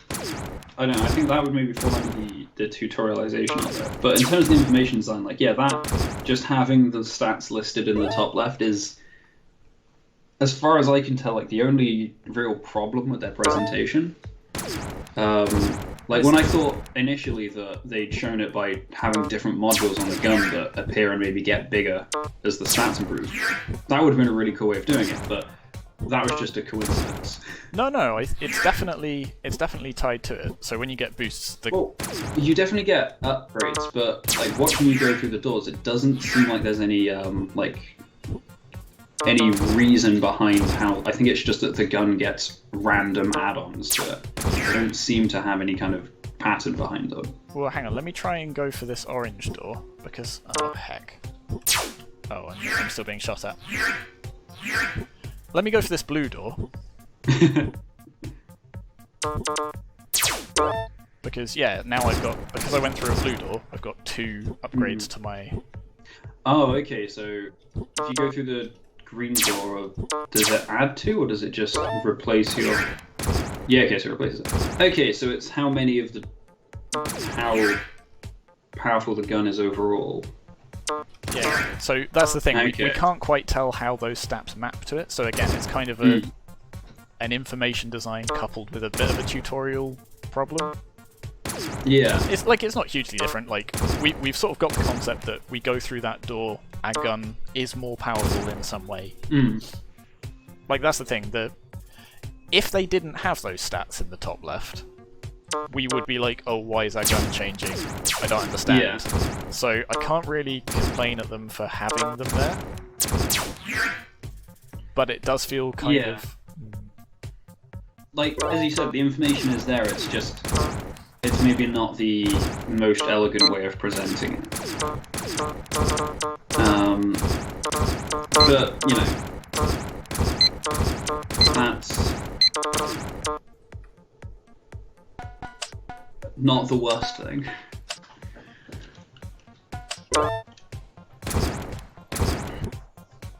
Okay, so... In terms of everything else, though, like, at least assuming that this also applies to the audio, I think they've really got that kind of that particular like type of, as you put it, vaporwave kind of sci-fi aesthetic down. Yeah. Like even the font really fits with that. Actually, that's a good point. Yeah. Like it's weird how you can sort of overlook like little details like the font that they've used, but if they were just using the sort of, you know, the default Unity font, it would look terrible. So even like small changes like that can add a lot to the polish, and it's stuff that you don't always notice if it's there, but you'll notice if it's not. Well, yeah, I didn't notice that enemy was there. And they've got good use of the I assume that the edging on all of these objects is done with a shader rather than textures. I might be wrong, and then like the little particles that come out when you destroy the enemies. I think the presentation is very good. Yeah. The like the audio in particular, I really like. There's, you know, like a really subtle jumping noise that you can sort of just about like hear, and it just, again, it's one of those things that if it wasn't there, the jumping would feel slightly off. But it's there, so it just sort of flows really nice and seamlessly. I don't know what killed me there. So yeah, I think I would probably be happy with saying that this meets excellent. Yeah. I think that's kind of like, there's some elements of the information design that are perhaps a bit confusing, but all of the other elements put together like help it sort of overcome that. It might not quite reach the prize-worthy category because we really need all of those elements to be sort of there for that. Yeah. But well, I'll read out the prize-worthy if nothing else for that, so they know what they needed to do. So prize-worthy is novel yet clear ways of showing key information, consistent and thematically resonant graphics, and excellent use of both audio effects and music. And based on that, I think really the only thing there is the novel yet clear. And like in that case, I think really the only thing is it comes back to the stats in the top left. And yeah, because like if they'd find a way to get so the modules appearing on the gun, if they'd found a way to convey that information just through the design of the weapon, might have counted as that. So I don't think it's just that. It's things like, for example, when I go through this door with 1 star, I get 3 power-ups, and I don't know how or why and how they're applied to the different stats. Like, what if I wanted like 3 speed instead of 1 in each, or things like that? Yeah. And you don't have the choice to do with what you want with those power-ups, which I guess. But now I've gone through a 2-star door, and I've only got the 4 boosts, and again they're distributed in a way that I don't necessarily understand why. Like, it's like the gameplay-wise, like there's probably a solid reason for it, but I don't follow the logic. And again, that's partly tutorial, partly information design. Yeah. Let me go this way and check. I need the actual spreadsheet up. But yeah, so also, you know, you can do sort of, so the soundtrack for this is really, really good. I've said it a number of times. But other stuff like, you know, just multiple soundtracks, like a different one between the menu and like this really hectic sort of fight sequence, if you like, sort of, you know, adaptive audio and things like that, is what would really push it into the prizeworthy. But yeah, I think we can confidently say it's excellent, and we can move on to the entire rest of the mark scheme that we've not looked at yet. Yes. Okay, so the next one is gameplay, mechanics and controls. So controls are super smooth, super nice. Yep. So for good, that's a set of complementary mechanics, smooth usable controls that lead to meaningful play. So we've got a set of complementary mechanics. We've got sprinting, we've got jumping, we've got shooting, we've got the stats that, again, we still don't totally understand. We've got the golden special cubes. We've got the timer, which I'm not sure is 100% complementary. I feel like that's limiting the amount of destruction that I can do rather than helping me accomplish it. But, you know, it's like providing an extra challenge, so it sort of fits in that kind of thing. So yeah, I think we're solidly there. Was that good, did you say, or excellent? That was good. So what would an excellent have to achieve? So an excellent is a wide set of complementary mechanics, intuitive and smooth usable controls that lead to enjoyable and meaningful play. I think we're probably fairly comfortably there. So again, like there's... I have some misgivings about the amount of mechanics, or at least sort of the amount of cognitive load they're putting on me, like with the timer and the thing. But again, that's probably just like a challenge thing. I think that, again, I think that comes down to the tutorial design, because if these were introduced, like if the entire thing, all of this was done without a timer, and then there was, in the next level, they added the timer, you'd have had time to get used to all of this information and stuff, so I don't think that would have been an issue. Maybe. I think the timer may be sort of unnecessary, right? You could just sort of say, you know, sort of do it Doom style, and just be like, clear the level. Like, either get to the end or kill all of the enemies in the level.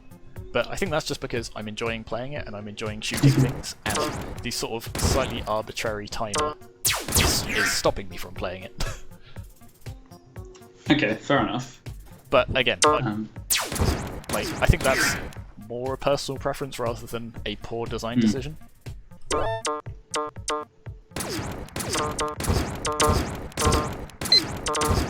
Maybe. So I would say this is probably comfortably an excellent. What do you think?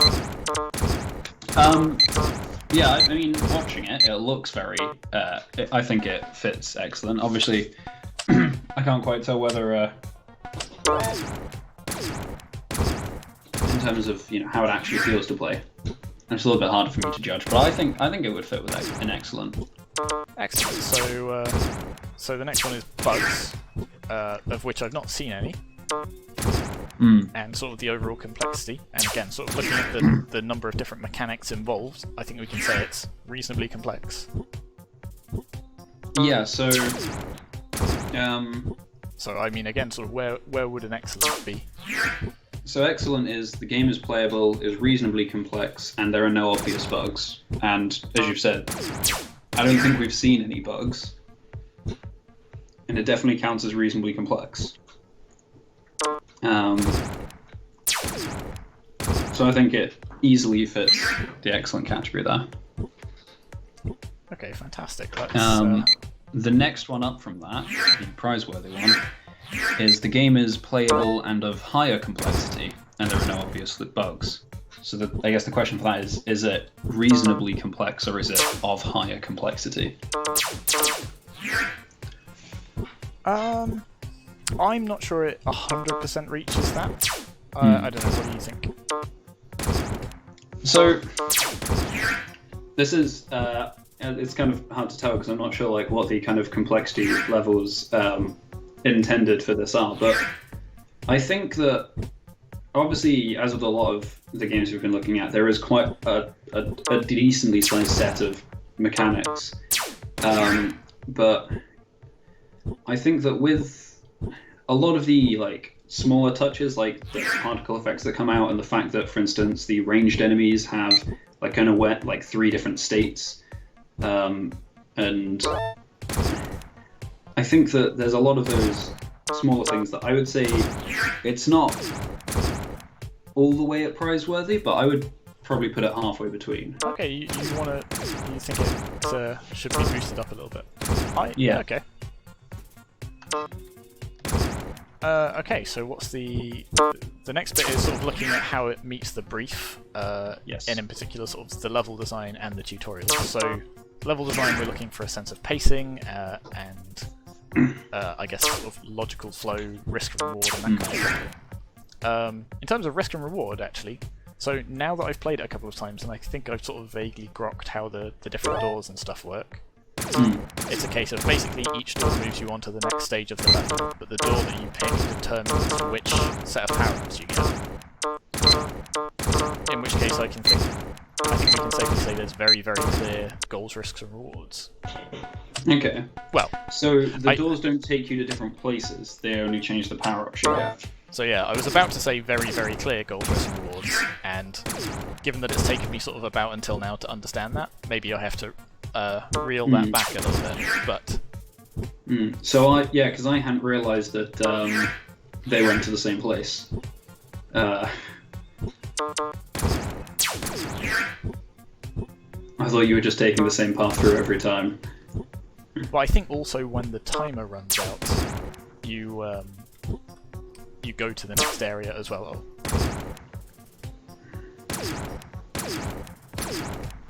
But without the bonuses or the power-ups or anything like that. Yeah, there we go. Ah. So this is the thing. It's not as obvious as perhaps it could have been. But now that we've sort of realised that it's there, yeah, clear goals, risks, rewards, right? Yeah, no, I think that's... Or rather, yeah. It's definitely there. Perhaps not clear, but a good example of goals, risks, and rewards. There we go. That's how I'll phrase that. So I think, like, if you were to do this, I guess probably the simplest way to make this slightly clearer is if going through the doors doesn't immediately take you to the next level, but like each of the side doors takes you down a corridor which has one of the power-ups, and then at the end of each corridor they kind of meet in a central room which takes you to the next level. The issue with that being that you would then have quite a long period of walking through an empty corridor, which but yeah, I don't know how you would...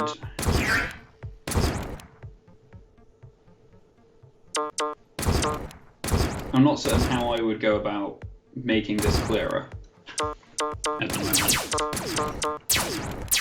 So for this is the level design, yeah? Yeah, so for the level design, good is a sensible level design that demonstrates a number of mechanics with good pacing and some clear goals, risks, and rewards. Which I think it fits. I would say so. Like, again, the slightly confusing behavior of the doors is really the only issue there. How far up does this section go?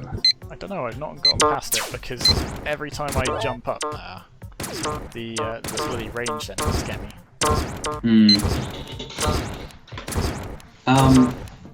So then the next step up, excellent, would be a sophisticated level design that demonstrates a wide range of mechanics with good varied pacing and balanced goals, risks, and rewards.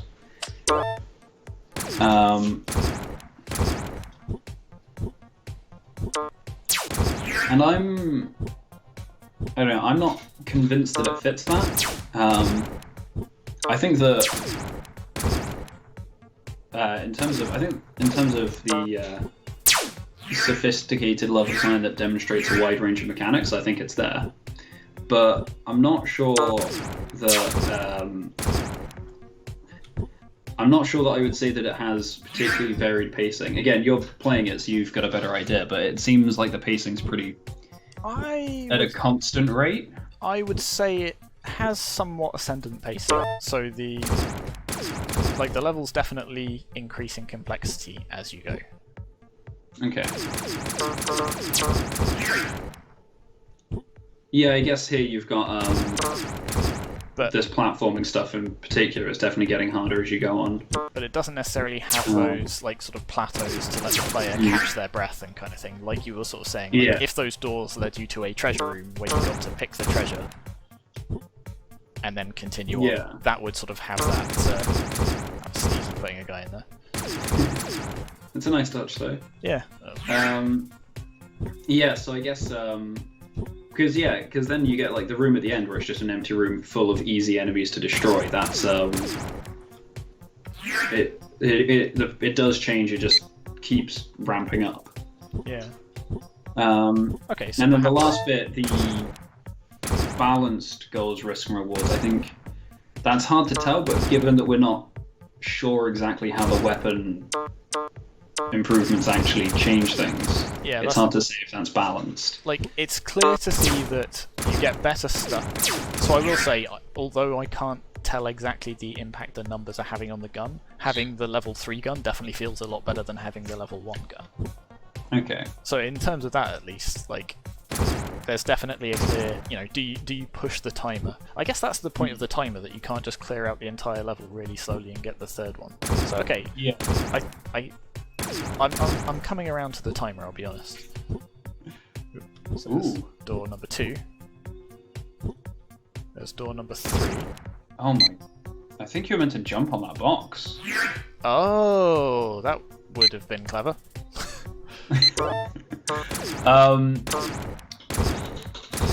That's interesting. So yeah, because then it takes, particularly with the extra platform challenge, like getting to those higher rewards, you're spending a fair amount of time not killing things. So I'm not sure, like, maybe would it be the case that your score would end up being higher if you just took the lower rewards and spent more time destroying? But that is a good question. I have not been paying attention to your score closely enough. Well, that was the highest score you've got so far. Which route did you take to get there? So that one I was trying as hard as I could to get all of the level 3 ones. Oh, okay, and your score was much higher than it has been in any of the previous runs, I think. Yeah, but I think that might be because I'm dying less. Maybe it is balanced then.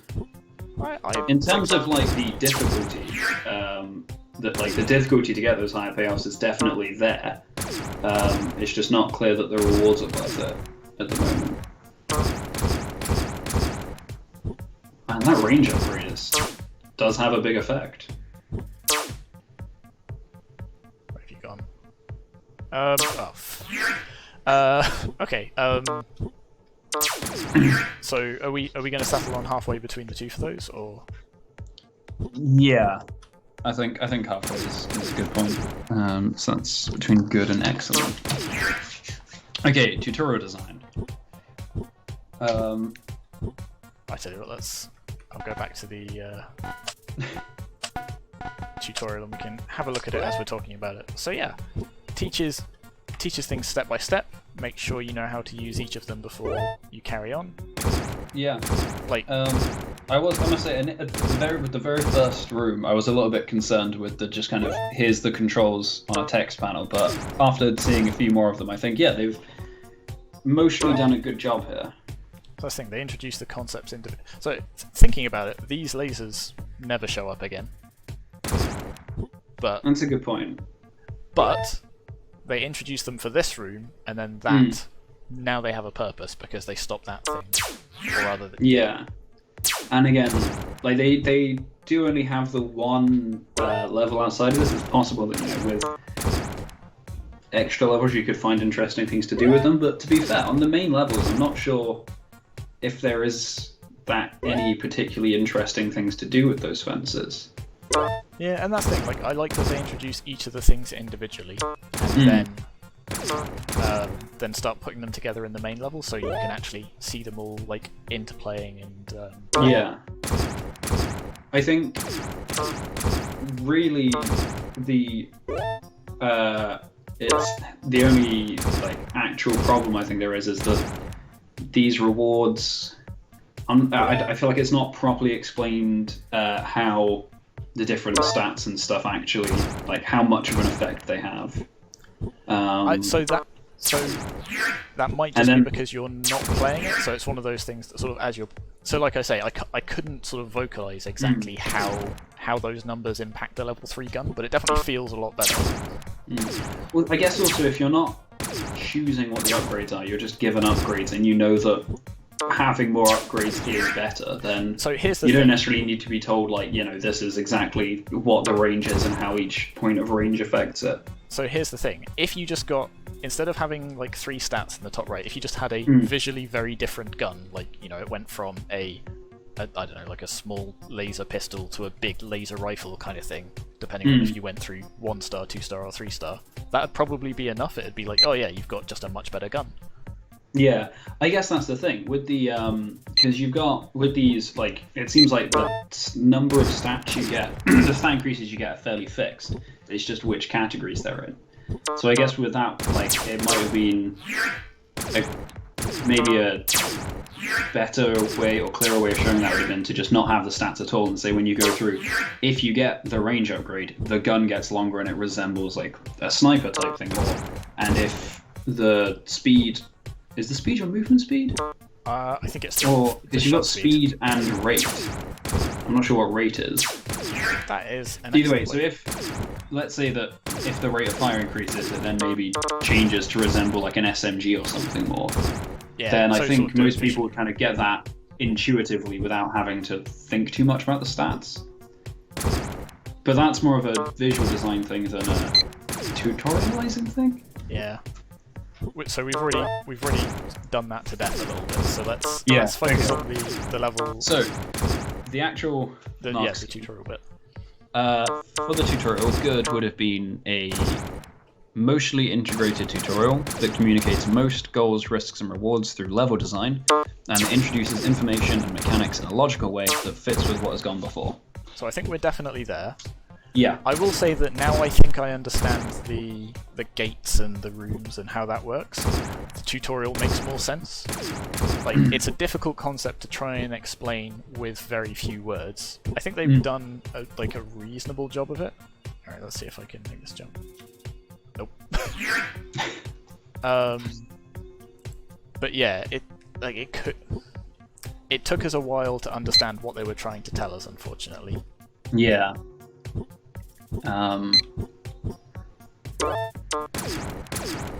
But that said, like the rest of the tutorial, yeah, it's all integrated. Like it's like I say, it sort of gets the player to do each thing before moving on to the next one. Then it puts them together in the main sort of level, if you like. So yeah, I think overall does pretty well. So okay, so the next step up from that would be an integrated tutorial that communicates goals, risks, and rewards through level design, and that introduces information and mechanics in a logical way that builds on what's gone before. So going from mostly integrated to integrated, and rather than just fitting on what's gone before, fitting with it, it builds on it. And I think in terms of building on it, like as you mentioned with they introduce the little fence thing before they reuse it, and then they have the basic enemy, and then they introduce the ranged enemy. I think it probably does reach that. So is it halfway between the two, or is it solidly in the axis?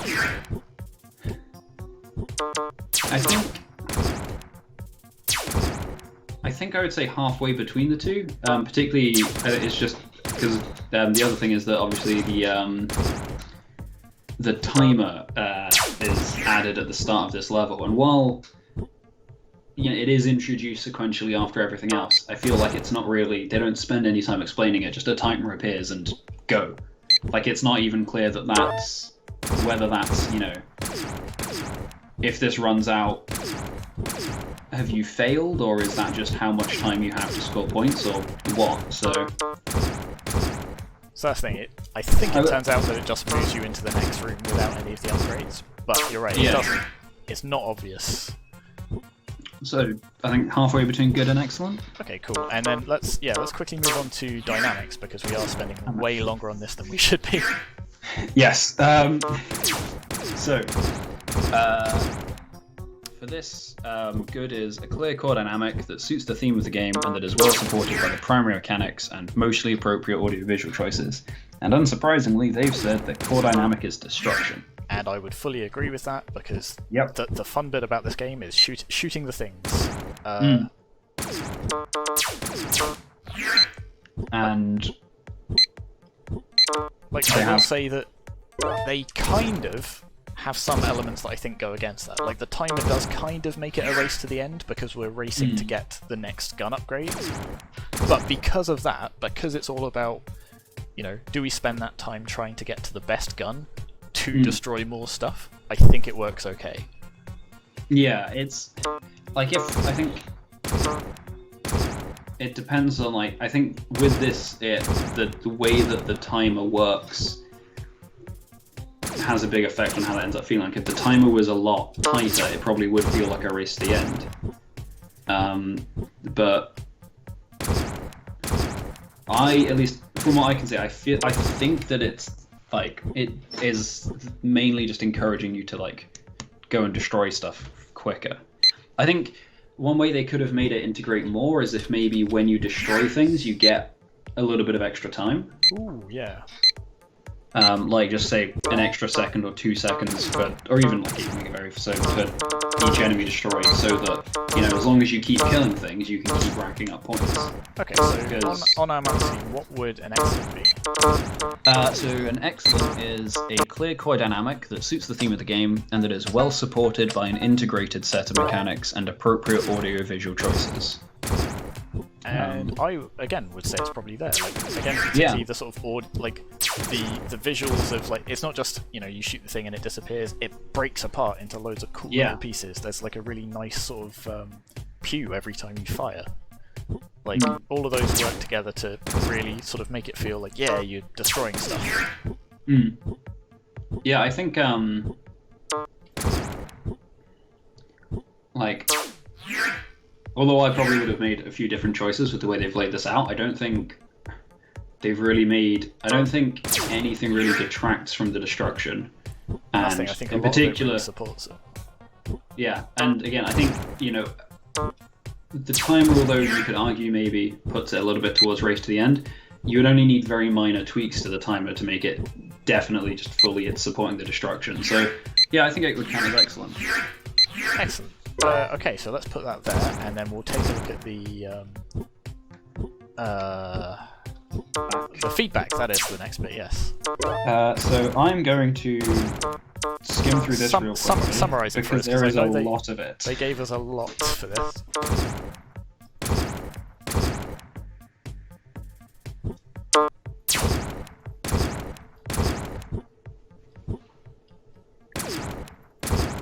So is there a particular key bit of feedback that they... Okay, so most of it is talking about the core dynamic, and as we've mentioned a little bit, apparently initially they'd essentially made the game at first, they'd accidentally made it race to the end. And the first 2 rounds of feedback that they got were essentially, there are 2 main elements here that emphasize speed and saying that it was focused too much around solving puzzles and trying to complete it quickly, and the enemies felt more like a kind of side thing. So they've tried to rearrange things to fit more heavily with the destruction. Oh no, sorry. I'm sorry, I've misread that. Because I was trying to read it quickly. They had initially intended this to be a race to the end, but decided to switch to destruction. And then...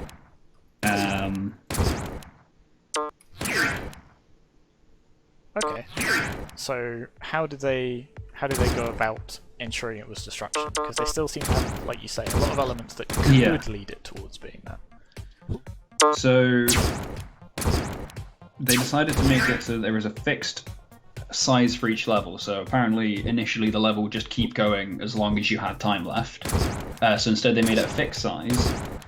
And rather than making the level end when you run out of time, it just bumps you into the next room. So it doesn't feel like, you know, that's the end, you've just missed out on some points. That's kind of interesting. At least I think that's what it's saying.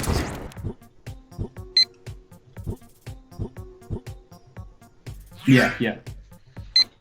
So you get moved to the next room without any of the bonuses and without obviously being able to get the points for destroying extra stuff. So I will say that's probably not the choice I would have made. Yeah. But like it seems to have worked. Yeah. I definitely also would not have done that, but I think it's a pretty decent way of doing it. I think maybe they could have done a little bit more to really solidify it, because as you said, we've already discussed how the timer maybe makes it feel a little bit too much like a race. But that is definitely a nice way of pushing it more towards destruction. They've also said that apparently they were told that the doors are too confusing. So initially the doors just used colour to indicate how good the rewards were, but they were told that it was not at all clear what was happening.